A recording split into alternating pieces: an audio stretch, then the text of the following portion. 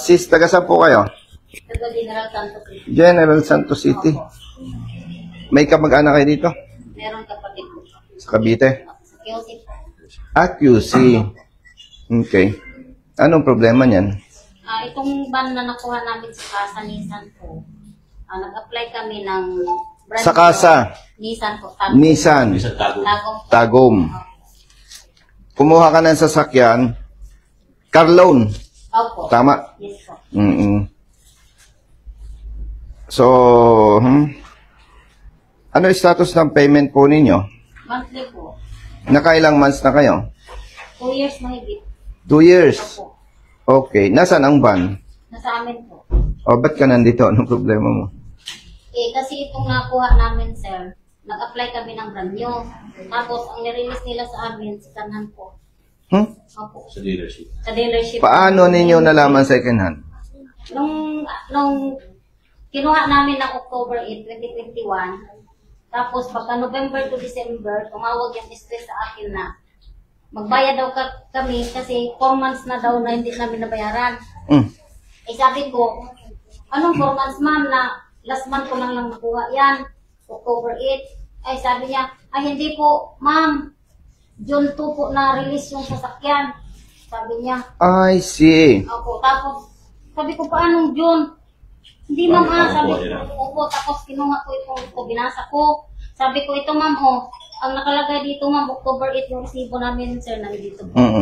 October 8, 2021. Tama. Anong date ng CR? CR?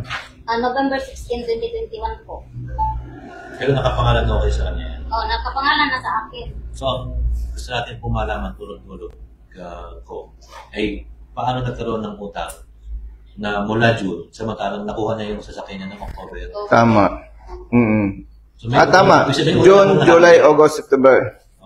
So, yun ang ano doon, ano? May unang bumili, pinasa sa kanya. Pinasa sa kanila, ano? Okay. So, kung ganon, Dealership ako yun. dealership. Anong idea mo initially? Ang iniisip ko nga din po doon, susulatan ko na po yung isa, report ko din sa DTI. Ganito. Paano pa nangyari? Ganito ang gawin natin, attorney. Sa DTI tayo sumulat. Kasi, merong mandato sila, yung Consumers Protection. Tama ba ako? Kasi, kung susulat tayo doon sa dealer, syempre, common practice yan eh. Papalusot yan. Di ba? Kaya ang nakikita ko na the best dyan, sulat tayo sa sa DTI. Kasi may mandato sila eh.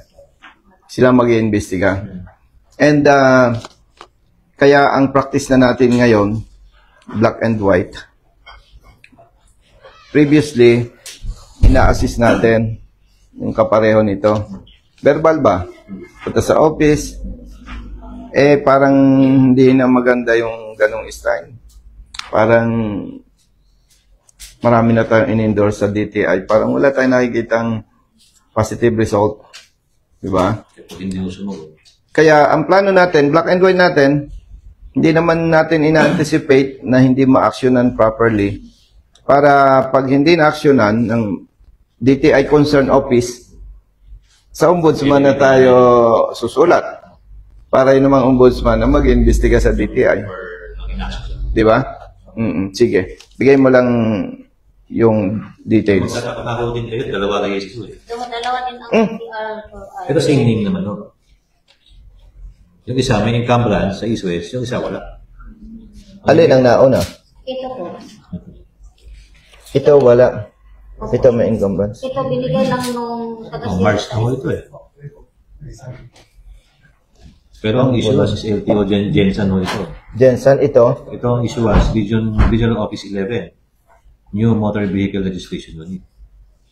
Ang gulo, ano? Hindi naman number, no siya. Same name.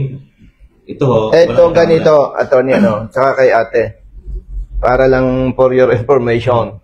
Meron tayong dalawang nakapending na kaso na ipinile sa LTO. Okay? Yung isa, para alam mo lang, ate, nag-loan ng Toyota, pick-up, Ford, no? Nabayaran ng 5 years. After 5 years, nakapag-renew ng 2 beses. Yung patatlong renewal, naka-block na. Nakapangalan na sa iba. Pero yung pick-up, yung unit, tsaka yung original ORCR, nandito sa humingi ng tulong sa atin. So, in other words, based doon, nakikita natin may illegal doon sa transfer of ownership. Yun namang isa, nahuli ng SAIC ba yun? Yung sa Colorong? Natubos ng iba, na-transfer sa pangalan ng iba. Nung may pera na yung company at tutubusin na, wala na, nakapangalan na sa iba. Kaya ko lang nabanggit yan, attorney, 2 ang certificate of registration. No? Na wala siyang alam do sa bakit nangyari yun, di ba?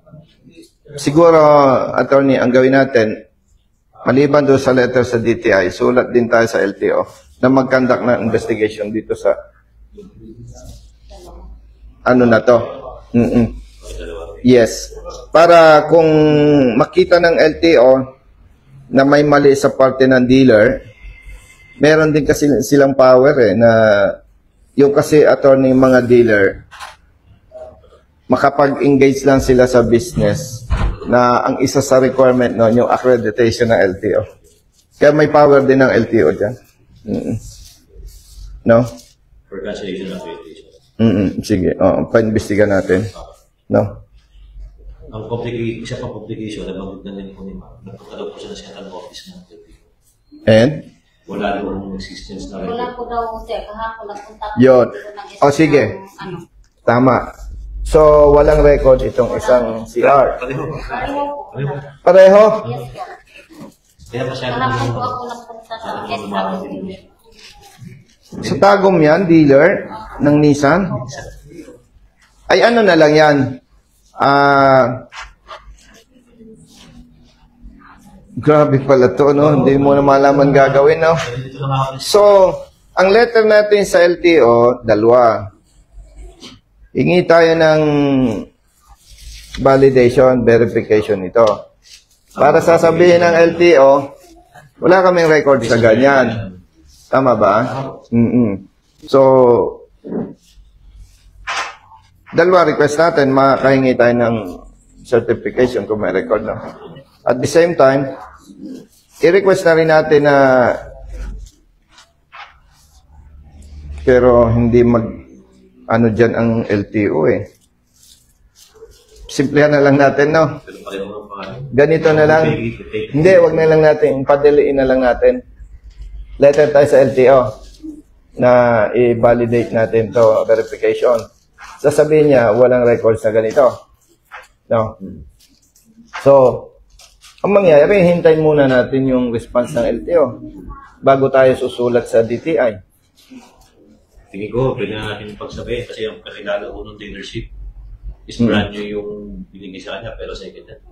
So, ang relief naman po. Pero yung parang inaano rin natin sa DTI, na ito ay fake. Kasi kung wala records, fake ito. Opo. Di mas lalo kung magiging yung dealership. Oo. Hindi, kaya ganun ang idea ko, Tony. Para mas malakas ang impact ng complaint natin sa DTI. Di ba? Mas malakas ang impact. Pero, by the way, ang unit nasa iyo. O sige, ganito na lang. Ayusin na lang natin procedure, attorney. Kasi nasa kanya naman ang unit. No? Hindi na lang po niya marirenew kasi kailangan niya ako ano kung marirenew sa dalawa. Hindi, at saka walang record sa LTO. Doon po sa probinsya, meron. Central office po naman. So, ganito na lang. Yung siya wala. Hindi, kasi sa central office ka nag-check. Apo, sa SDAP kahapon. Hindi, kasi may problema talaga ang LTO, yung mga illegal transfer of ownership, yung mga ganito. Tawag nga daw po nila talon. Talon, oo, tama. Alam mo na rin yun. Sa kanya list po ng tayo. So, sulat tayo sa LTO, verification. Sasabihin nila, walang ganito. Oo. Tapos, i-attach natin yun doon sa letter natin sa DTI. Papaimbestigahan natin sa DTI yung kasa, yung dealer, nung kinuna ni ate, na sasakyan. Oo. Sige po. Kasi meron silang mandato, yung Consumers Protection. Kasi Tapos- kasi po na branch may kasi Yes. may violation. So, may conflict ba doon? I-assume natin, moving forward, nag-positive yung complaint niya. So, mayroong gagawing action ang DTI against the dealer.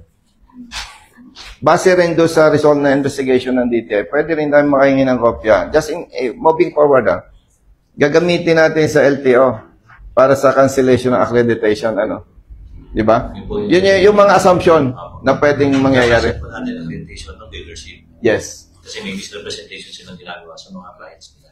Oo. Or, Based sa LTO po na yes.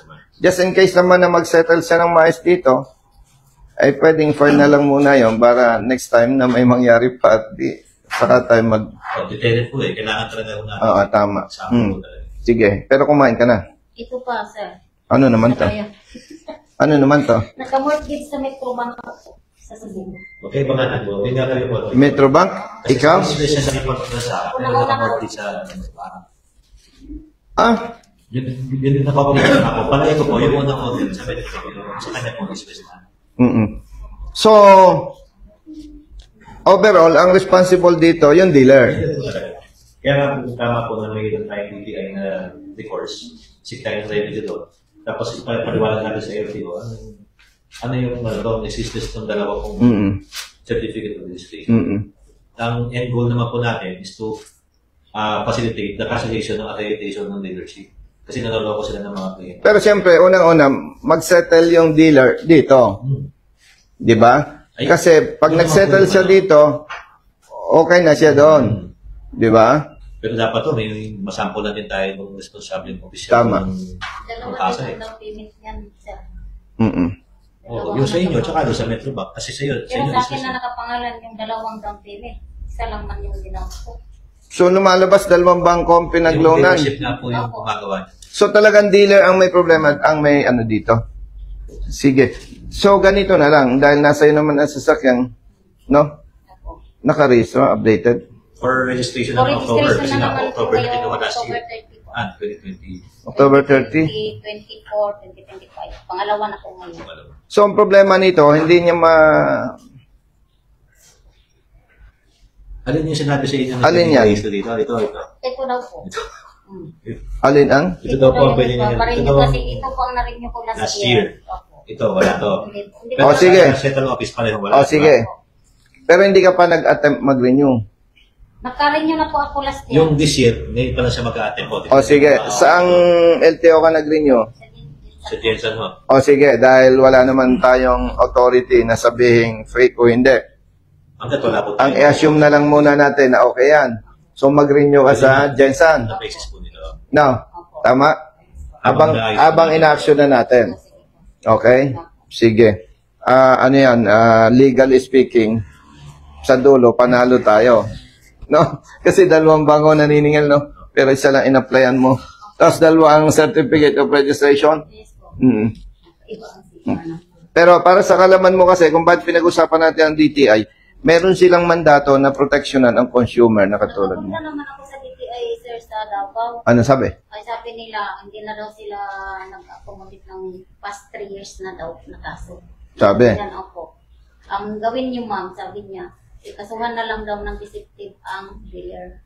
Kaniya, ano nga natin sa kanila na maimbestigahan to. Kasi meron silang power na bigyan ng sanction. Kaya nga, nung pumunta ka sa DTI, wala kang formal complaint, verbal lang. Yes po, pinakita ko po. Tama, yes. Kaya nga, ang gagawin natin, madam, iba-black and white natin ni attorney, tapos sasubmit natin sa DTI. Pag hindi sila kumilos, file tayo ng complaint sa ombudsman. No? Gano'n na lang, Pero i-renew nyo po ito. Sige po. i-renew mo. Mag-expand ako Opo, ito. sa October. Yun sa'yo, brother. Si attorney bala sa'yo. Hindi pa kumain yan, ha?